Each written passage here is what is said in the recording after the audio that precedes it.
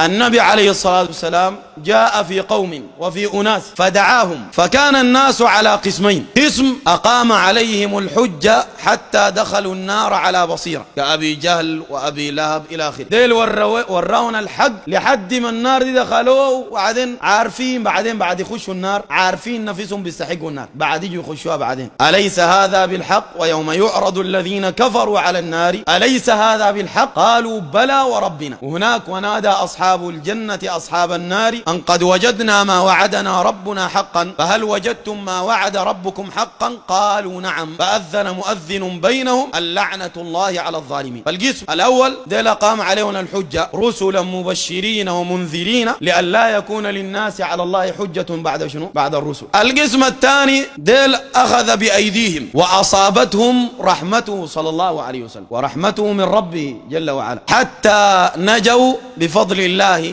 ثم بدعوته صلى الله عليه وآله وسلم. لكن الفائدة وين؟ أنه كان حريصا على نجاة الناس أكثر من حرصه على إقامة الحجة عليه. دي فائدة مهمة جدا، أنت كزول داعية تعرفها وكزول مسلم، إنه الناس اللي قدامك ديل في زول هسه بتناقشوا في السوق ولا في جامعة ولا في غيرها، بيكون راس في الضلال، بتناقشوا وأنت ما قصدك هو، قصدك الناس شنو؟ اللي بيسمعوا ديل، وأنت عارف الزول ده ما بيقتنع إلا الله يقذف في قلبه الهداية في النهاية، لكن أنت قصدك شنو؟ الناس ديل، وأنت في قصدك ده همك إنه الناس ديل يستقيموا أكثر من همك إنه شنو؟ الزول ده تقيم على الحجة، وأنت ده دار تفحمه وتبين الحق، وفي النهاية ديل يستقيموا، لكن انت بتحرص على انه ديل يستقيموا ويعرفوا الحق اكثر من انك تحرص على انه داك شنو تقيم على الحجة، مع انه انت تحرص على اقامة الحجة، لانه اقامة الحجة من الاشياء التي يحبها الله سبحانه وتعالى، ولولا انه يحبها لما ارسل الرسل من اجلها ومن اجل هداية الناس من قبل.